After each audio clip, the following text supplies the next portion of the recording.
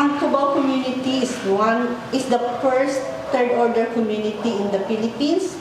Its canonical erection is dated August 5, 1955, and her grandmother is one of the first members of the community. Yeah, she was one of the first members in Immaculate Conception. Yeah, together with just a very few parishioners. The founding father is Father Fidelis. Siya po ang established na Third Order. He is the first Filipino Carmelite priest, and he is under a community in the U.S. So, after the establishment of Cubao community, Father Fidelis also established Tondo and Santa Ana communities. Yeah. And then after that, it expanded to different provinces all over the Philippines. But the Cubao community, since they have been one of the first organizations in the parish, actually has been very active in the development in the parish. There is a big image of the Carmelite, of the Our Lady of Mount Carmel in the parish that has been specially made by the first community of Carmelite community in Cubao. You can still see it in the church. It's about life size. And in fact, from the stories we heard, they look for different models for the face and the whole image, then they put it together to come up with that image right now. The community, the Third Order Carmelites, has representations in the Parish Pastoral Council, and it is also part of the worship ministry. As part of the parish, Sister Tina has been looking for speakers for the monthly meetings in the parish. Actually, what we want, because even before we joined Carmel, the TOC, with the community of Cubao already has this practice of, during fiesta, of giving the scapulars. We are imposing scapulars to to parishioners who are attending the fiesta masses. There used to be novena, and then eventually it became triduum masses.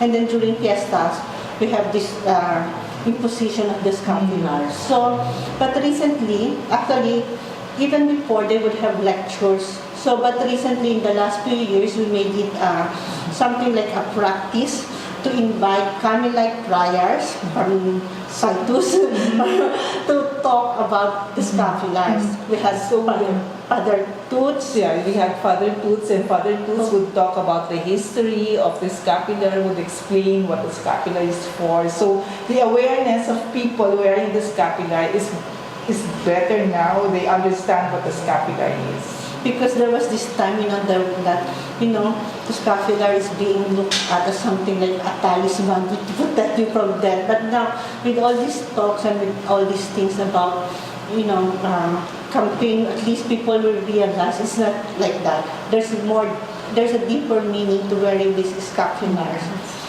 Anyways, So recently, as we said, we have been inviting parish priests and friars during our talks. We used to invite them in our organized talks. But in the last 2 years, when the new parish priest of Cubao came in, he started this Mahal na Ina formation, which is basically something like a formation program of the parish. So we have been inviting for July Carmelite friars. And then recently, we were able to invite from June, July, and August, we were able to invite Carmelite friars to talk about things about the Blessed Virgin Mary. And from this, there were a lot of questions, inquiries on how to join the Carmelite also. And we answered questions from different people about the scapular. Actually, in addition to that, one of our novices now, Sister Nelly, is recruit namin siya during the talk of Father Toots. Well, the mission is the charism. Our charism is prayer, community, and service. So in our community, we do prayer as a community once a month. We meet together as a community, and we have some formations as well. Actually, the community, even before we came in, this is the practice that we learned when we joined the community. There's monthly meeting, there is lectio divina, and then of course there's formation. And then we are also told to say the morning and the evening prayers. And then of course the rosary, and if possible, hear mass every day. So that's, I think, that's one of the components of our prayers. But eventually, when we go to prayers, because Carmelites are contemplatives, so we learn to, in our prayers, we eventually learn, to feel the presence of God, not only in prayers but also in our everyday life. So we learn to meditate. We were told to meditate for about 20 minutes a day. But like in my case, even before I joined Carmelite, I'm already meditating and spending a lot of time in the Blessed Sacrament. So when I came in there, it's just like same practice. But for the new ones that are not really into meditation, they were really encouraged to do that. So eventually, the practice of contemplation, listening to your heart, listening to God. When you make decisions, when you make discernment, that has been developed. So as a community, we try to discern. As a community, every meeting, we do the Christian prayer. And then some days, we also do services. So it's contemplation. We combine prayer with action. So we sometimes go to different places, visit the home for the aged, visit children, give out some things to make them happy. During Christmas, we did that, and also we do service with the community. Actually, the community, what do you call this? Because we pray together as a community. And then one of the things we learned as when we were recruited into a community is, our vocation is love. Following the ways of the child Jesus. So how do you express that in your community? The first thing that I learned as a new member of the community is you feel the love of the community, which is, the acceptance. That is one condition of love. So we will be accepted as what we are, with our jeans, in our sandals, no judgment, no nothing. They embrace us. So what we are actually right now, what we are talking as formator and prioress, we hope we could be at least half like them. Because the older ones, they move on to the next world. We felt that kind of acceptance, that kindness, the tolerance. So we hope we could be something. And also, we, aside from contemplating prayer service, community, we also learn how to listen to each other as a community.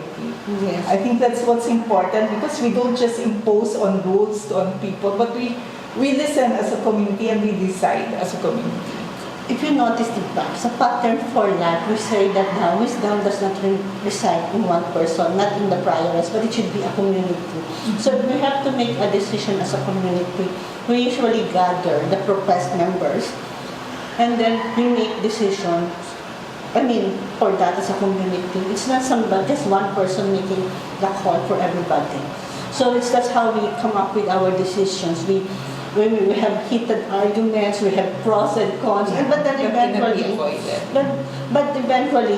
we adapt what we discern.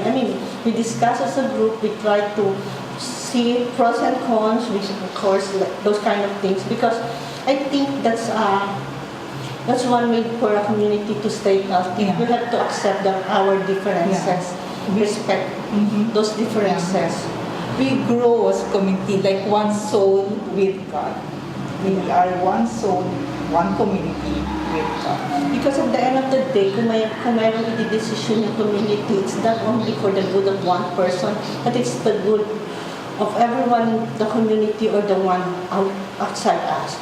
At so yun na nga, kung maggagawa kami ng mga service o pupunta kayo sa mga matatanda, it's not simply because wala na kaming magawa, but before because when you see the plight of these people, parang matatanda na rin kami, yung gaya ng member. So at least you feel sharing a part of yourself. Yung sa sarili mo, kasi they didn't have that. Ikaw, meron silang mga anak na they have somehow maayos ang buhay. So yung mga ibang kailangan pa ng mga groups para alaga sa kanila, we also share that. And when we go there, we share our talents. We share whatever we can. It's not just financial, but we share what God has given us. Actually, tulad nung napunta tayo sa matatanda, we spent time talking to them. We spent time hearing kung itong nakaupo lang kami, nag-aantay kung sinong bibisita. So, we try. Kasi it's not enough that you give them merienda, but when you talk to them, kasi I think that's what all people want, they want somebody to talk to spend their afternoon with. So hopefully, kahit umalis na kami, maalala nila, oh, we have this group who listen to us, who talk to us, and those kind of things. Tapos napunta naman kami sa Quiapo, kasi we have this hospitalier, dito kami nag-retreat for some time, mga hospitalier brothers. And then, pumunta kami sa kanilang, parang yung house nila, ng mga street, may mga street dwellers kasi. Tapos, tinanong nila yung street dwellers kung ano yung kailangan nila. Sabi nila mga street dwellers, mas kailangan kasi nila yung banyo. So, kasi wala naman sila doon, wala silang bahay. So, they provided for that. Anyway, we visited this group of people na parang merong extension sa kanila ng mga ganung facilities. Tapos, we share yung mga children, yung mga teenagers, they told us about their dreams, they told us about their person. Tapos, we share yung practical advice, diba yung parang, huwag kang lalabas masyado sa gabi, yung sa babae, na, kahit na street dwellers, kahit nasa mina, kakalat-kalat ka sa... I mean, we did something like that. Diba? Ngayon natatanda mo yung San Sebastian. Those kind of things. So, at least we try to be a part of their lives. Although minsan gusto namin silang balikan, kaya minsan kasi medyo mahirap din mag-organize kasi medyo marami na rin senior citizen. And because of COVID also. Yung COVID is stopped down. Pero one thing about makikita ko na na-appreciate namin ng Maripis sa bonding sa community. Kasi shortly after COVID, kasi before that may group na kami ng messenger, but within a couple of months or so after COVID, nag-umpisa na kaagad kami ng group meeting online. Medyo ang unang challenge is messenger lang. So pag napit ka, hindi ka makakapasok. Ang challenge natin doon kasi maraming mga old people in the community, so hindi sila mag-manipulate ng cellphone and the computers. Pero God gives them, God provides. So yung mga apo nila or anak nila would help them do this Zoom. Kaya pag nagsiset si Marie Chris ng Zoom, kasi siya yung nagsiset ng Zoom through her sister, laging an hour or 30 minutes ahead. Kasi kailangan i-set pa nun. Tatawagin pa si Apo. Pero this is nice, di ba? Oh yeah. Since I'm the formator and I'm focused I read a lot of books about saints, about lives of people. I've learned to live their life. Like now I learn what humility means, the real humility, the meaning of humility. I live it, and the people around me would see the difference. In my family, in dealing with my brothers or sister, in dealing with people in the street, it's a complete change. Because maybe the community has molded me and God has molded me into something else, a more Carmelite person, way of life. Actually, kasi sa akin, one of the things na siguro influence sa akin ng Carmelite is, you tend to be open, na walang judgment, you accept people as they are. I always try to be objective and fair in dealing with people. And then you always try to, sinasabi nila, kindness. Kahit hindi mo maintindihan bakit ganun ang mga reaksyon ng mga tao, you try to be kind, tapos And isa sa mga rewards ko kasi, ito yung mga rewards ko, may mga bumabalik sa akin, let's say, yung mga dating co-workers, Then one Christmas, I received this magandang parang pot na lalagyan ng kandila. Tapos with this dedication, nagsasabi na, kasi during my darkest moment sa ikaw ang aking light. Ganon, ginawa mo ako lampara. Sabi niya. So it was really very nice to hear that. Kasi di ba parang yung Carmel, your light of the world. Tapos all of a sudden, somebody na hindi ko naman in-expect na bigla siyang bumalik. Kasi kung nag-resign na siya, then biglang, may malaki-malaki bag ng Christmas na, kasi, light of the world. Parang you were the light at that time, ng darkest moment ko dun sa opisina, sa trabaho, sabi niya. So I guess, yun, flattering yun. Pero kasi sinasabi niya din doon na parang yung pagiging openness, yung acceptance, tsaka yung non-judgmental. So kaya sabi ko, may ganun pala yun. So I guess it has something to do with being a Carmelite also. That you try to put yourself in the shoes of other people. So kahit na medyo things are being difficult, but you try to make it light for them. Kasi I remember also when my mom died, and we invited you, and we invited also Father Aris. And then my brother, I remember this thing, my brother said, si ate parang nag-complete change. Nag-iba siya, nagpunta siya sa Carmelite. And he's not that vocal to tell the person about me or other people. So I feel sincere naman siya sa sinabi niya na he can see the changes in me. Maybe that's what the community has done, and it will be doing also to other members of the Carmelite, of TOC. Yun yung gusto kasi sana namin na hindi naman natin kailangan ipagsigawan ng Carmelite tayo, but at least hopefully in our action makes this world a little better for those around us. So somehow, yun na nga, may ganung affirmation for both of us, at saka yung sa iba rin namin member ng community. Kaya, hopefully, parang at least malalaman naman nila na, we just want to make this world a little better. Kasi hindi naman din kailangan, hindi ko naman sila kailangan i-recruit ng members, but they will feel that they are loved by God. Kasi kanya-kanya tayong personality, hindi naman lahat napasok ng TOC. Pero at least, the fact that they will feel loved by God, I think that's what we have to do as a Carmelite. We spread love, the love of God. Hindi lang din sa material na bagay. Yeah, I think we don't have to do speech or preach to people, but we just have to act like Carmelites, like what the other saints have done. Kasi hindi rin naman hindi naman namin kailangan memoryahin lahat niya. Alam mo, you don't have to memorize all these things. You don't have to. I think at the end of the day, siguro yung testaments mo is how you live your life. Yeah. I think it's not more of what you learn, but what's in your heart. Yeah, What you believe. Ano yung sinasabi na like, yung kasi sa community yung pinag-uusapan natin is just not being like-minded, but ano yung like-hearted. Pare-pareho yung puso ng tao sa community that we want to make this place a little better for those around us.